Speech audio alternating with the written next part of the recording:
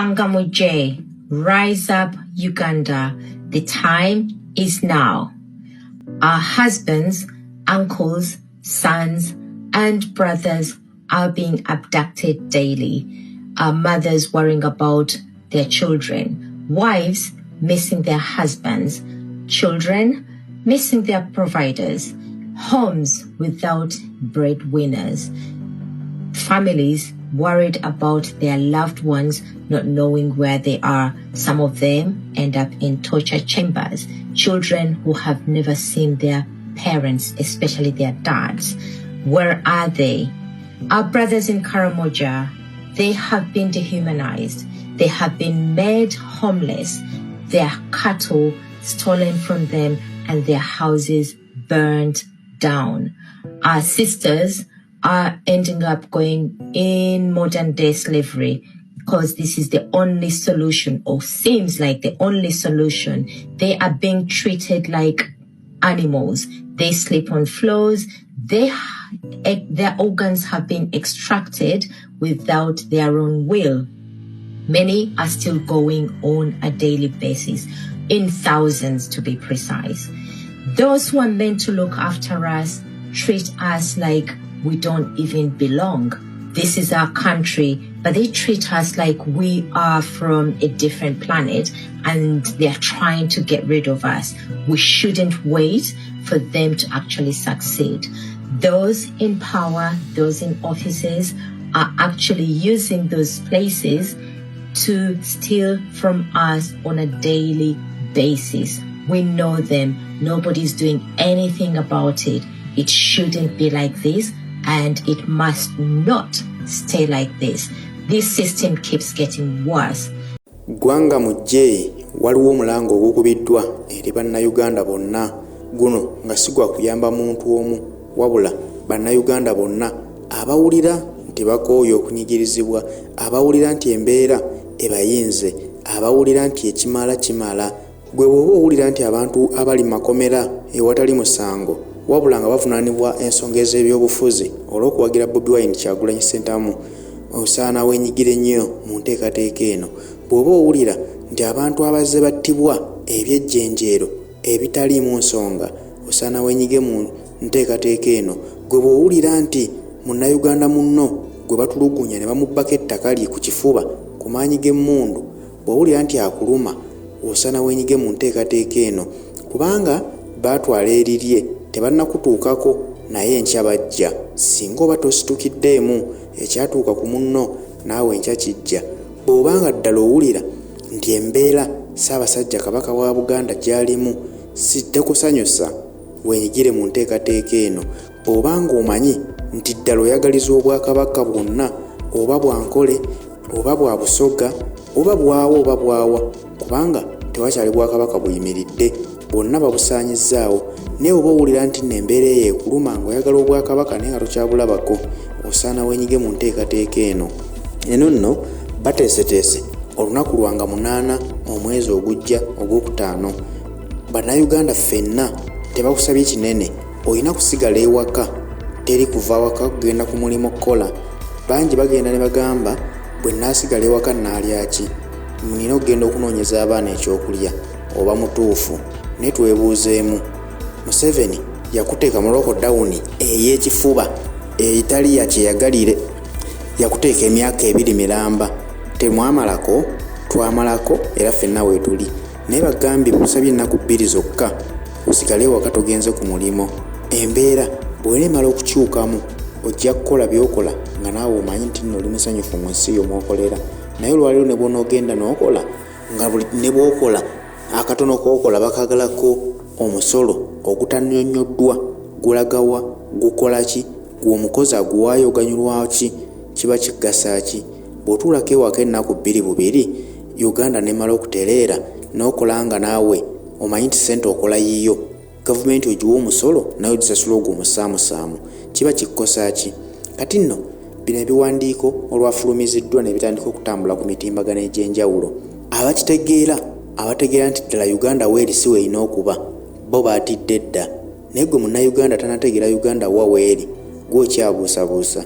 Poliisi yavuddeyo dda, Mwami Enanga yavudde dda n'abikubamu ebituli era n'agamba alabula ab'e NUP tebagezaako okukola ekintu ekyo, naye ng'ate abakiwumimu omutwe munnange si kyaba NUP wabula kino kya bannayuganda bonna abanyigirizibwa.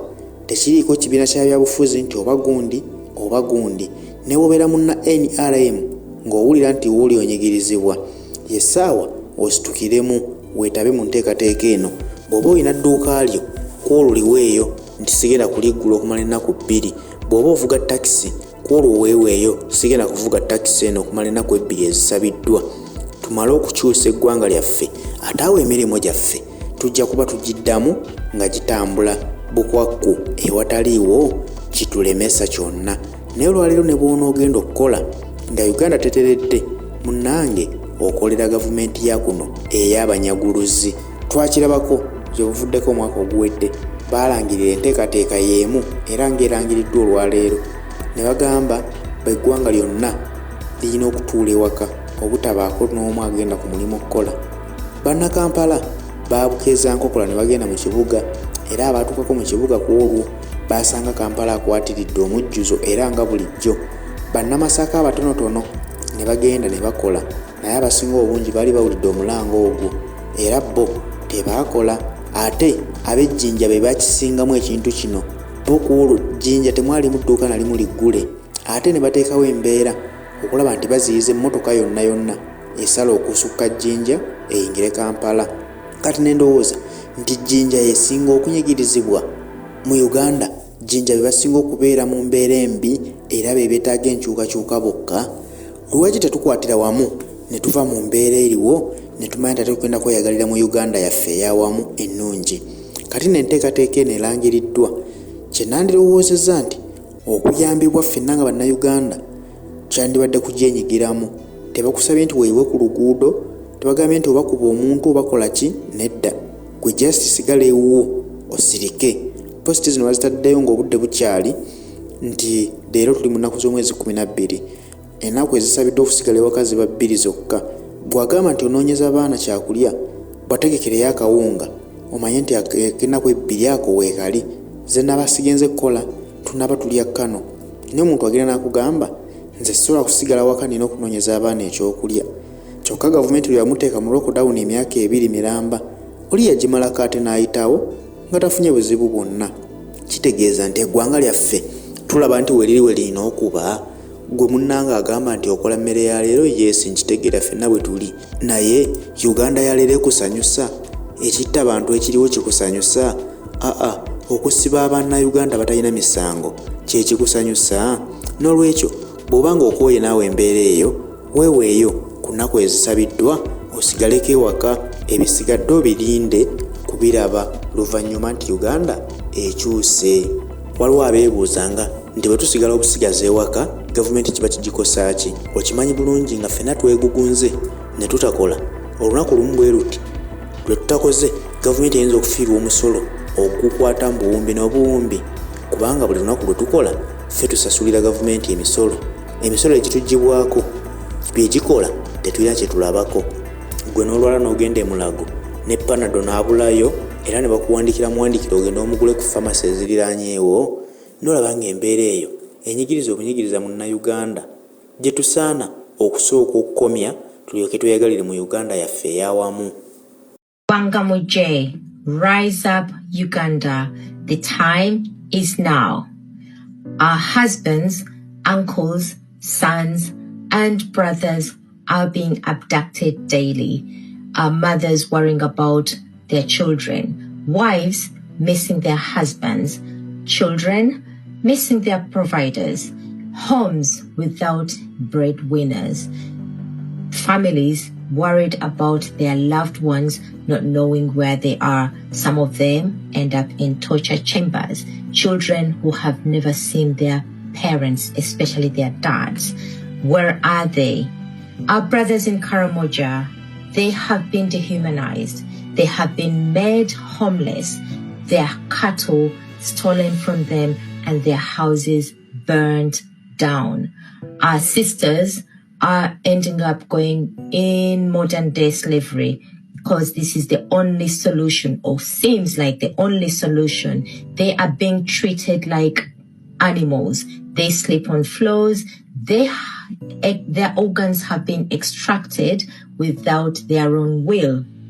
Many are still going on a daily basis, in thousands to be precise. Those who are meant to look after us treat us like we don't even belong. This is our country, but they treat us like we are from a different planet and they're trying to get rid of us. We shouldn't wait for them to actually succeed.